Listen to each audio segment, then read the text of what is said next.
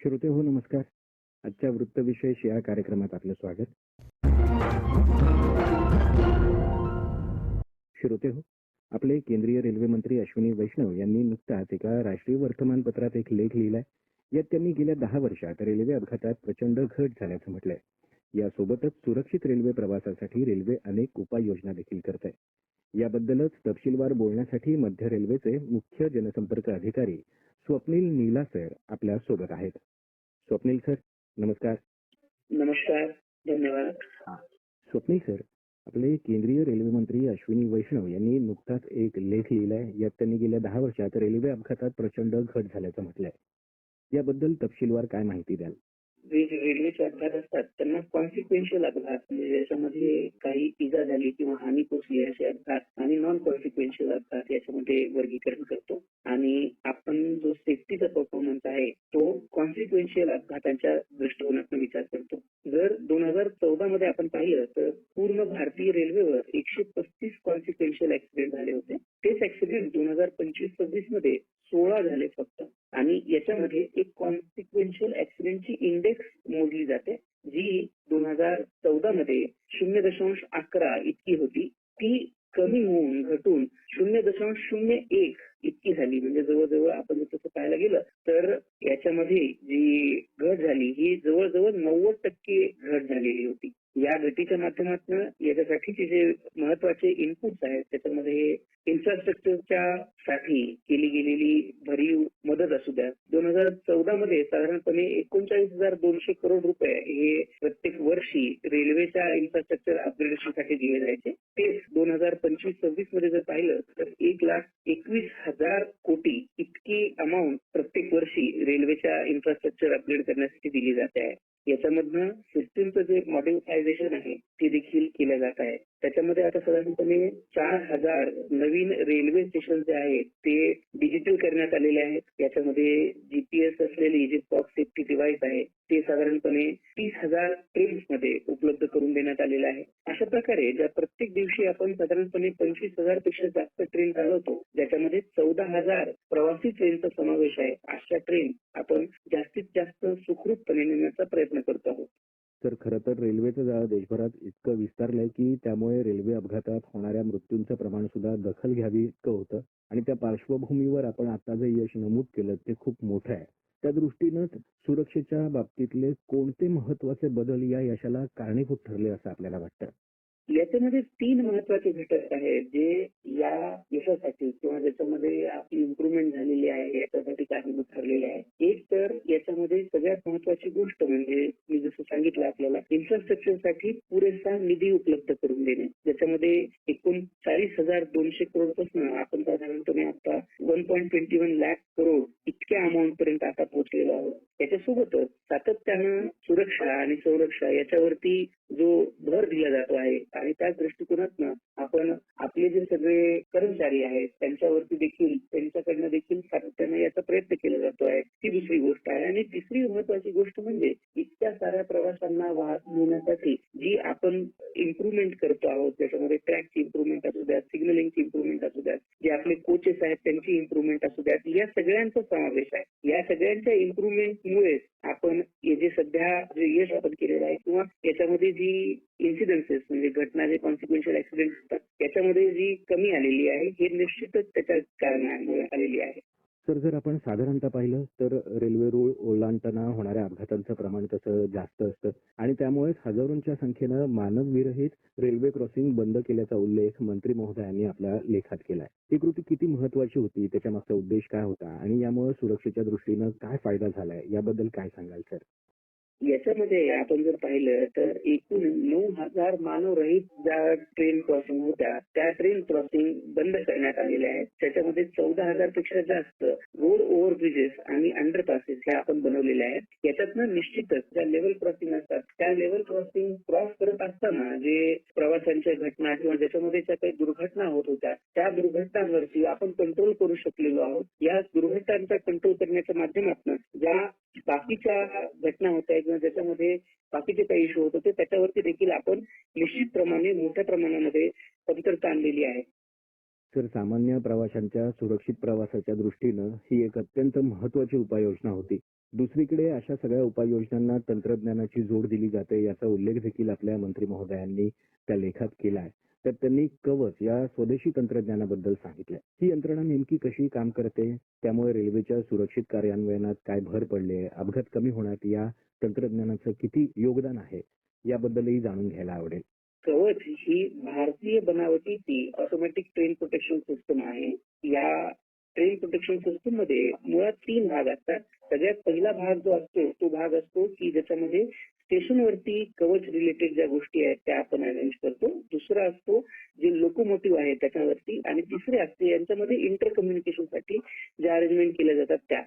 तर याच्यामध्ये जर आपण पाहिलं तर कवचच्या माध्यमातून आपण सध्या मध्य रेल्वेवरती जर स्पेसिफिकली बोलायला गेलो तर आपण आतापर्यंत मध्य रेल्वेचे एकूण 3899 किलोमीटरसाठी या कवचच्या निविदा आपण काढलेल्या आहेत.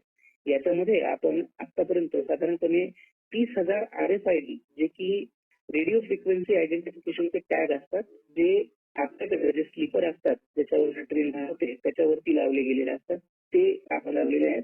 एकूण आपल्याला 90,000 RFID यात लावायचे आहेत. यासोबतच फेज 1 मध्ये आपण मध्य रेल्वेच्या 5ही विभागामध्ये म्हणजे मुंबई, पुणे, नागपूर, सोलापूर आणि भुसावळ या 5ही विभागामध्ये कवचची जे ट्रायल आहे ते फेज 1 ट्रायल आपण केलेले आहे. आतापर्यंत साधारणपणे 500 किलोमीटरचे फेज 1 ट्रायल हे कवचचे पूर्ण झालेले आहे. याशिवाय आपण 176 इंजिनांवरती कवच साठीची जी इक्विपमेंट आहेत ते देखील सक्सेसफुली लावलेले आहेत.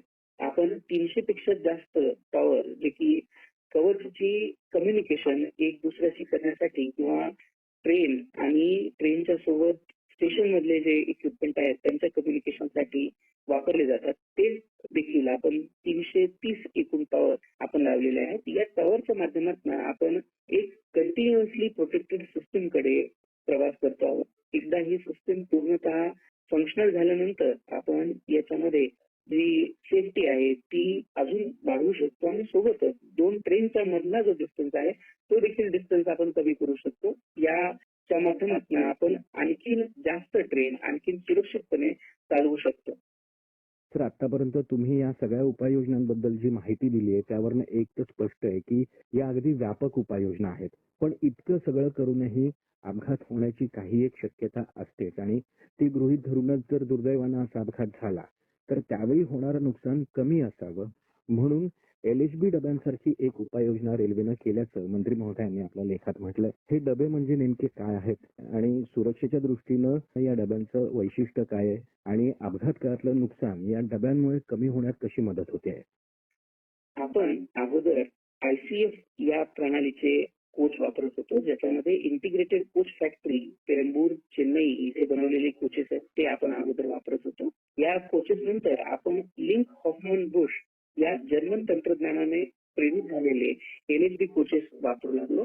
या कोचेस मध्ये 2 महत्वाच्या गोष्टी इन्क्लूड केल्या असतात. त्याच्यामध्ये सगळ्यात महत्वाची गोष्ट म्हणजे याच्यामध्ये अँटी टेलिस्कोपिक कोचेस लावलेले असतात ज्याच्यामध्ये कुठल्याही दुर्घटनेच्या वेळेस या अँटी टेलिस्कोपिक जे कोच असतात हे कोच एक दुसऱ्यामध्ये एंटँगल होत नाहीत किंवा एक दुसऱ्याच्या त्यांची जी कोचची एंडची बॉडी आहे ती एक दुसऱ्यामध्ये जात नाही. त्याच्यामुळे आपण जर दुर्घटनांचा आतापर्यंतचा जो स्टेटस आहे तो पाहिला तर सगळ्यात जास्त दुर्घटना किंवा सगळ्यात जास्त जी हानी आपल्याला पोहोचत होती ती हानी प्रामुख्याने आपल्याकडे जे कोचेस आहेत हे एक दुसऱ्यावर चढल्यामुळे किंवा कोचेसचं एंटँगलमेंट झाल्यामुळे यातनं होत होती. LHB कोचेसच्या माध्यमातून आपण त्या घटना कमी करू शकलेलो आहोत. त्याच्यामुळे LHB कोचेसची जी प्रोडक्शन आहे ती देखील आता साधारणपणे 20 पट 2014 पेक्षा वाढलेली आहे आणि याच्या माध्यमातून आपण जास्तीत जास्त सुरक्षित प्रवास हा करवण्याचा प्रवाशांना देण्याचा प्रयत्न करतो आहोत.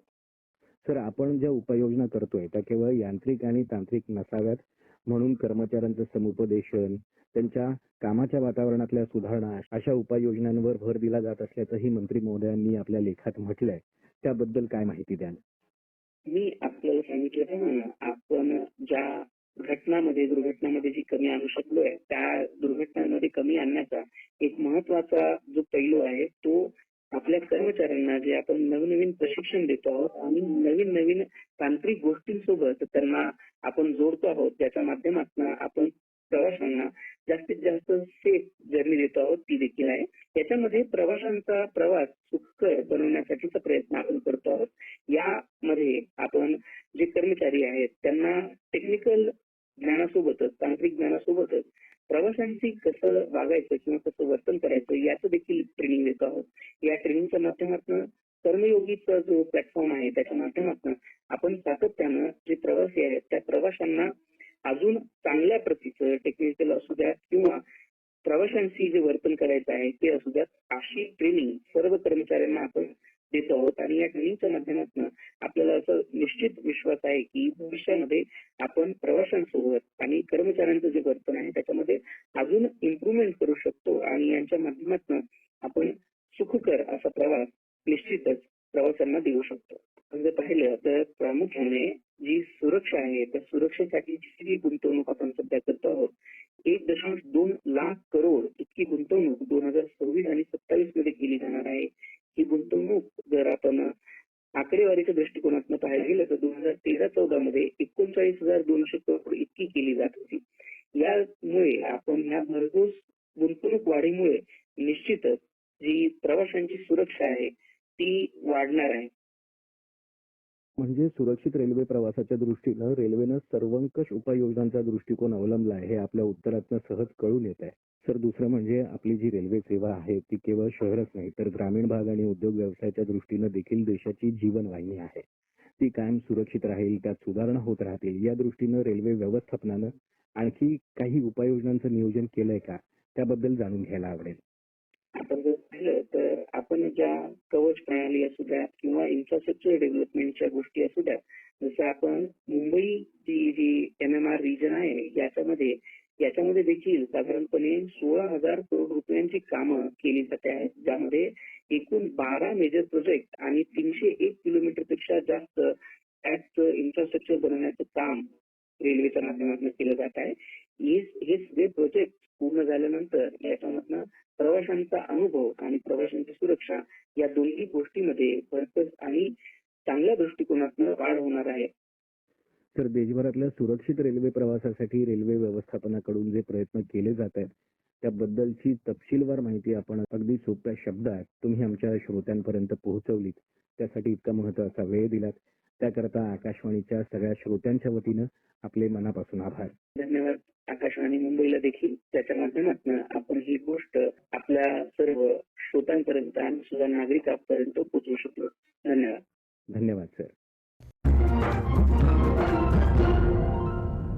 श्रोते हो, आपला वृत्तविशेष हा कार्यक्रम आपण न्यूज ऑन AIR या ॲपवरही लाईव्ह ऐकू शकता. यासोबतच आपल्या मुंबई एअर न्यूज या YouTube वाहिनीवर देखील या कार्यक्रमाचं ध्वनिमुद्रण आपल्याला कधीही ऐकता येईल. श्रोते हो, याबरोबरच आजचा वृत्तविशेष हा कार्यक्रम संपला. हा कार्यक्रम आकाशवाणी मुंबईच्या प्रादेशिक वृत्त विभागानं सादर केला. संपादन आणि सादरकर्त्या संगीता गोडबोले, निर्मिती गुरुनाथ तेरवणकर, निर्मिती सहाय्य मोनाली निचिते, लेखन आणि समन्वय सोनाली मनसेकर आणि मुलाखत तुषार पवार.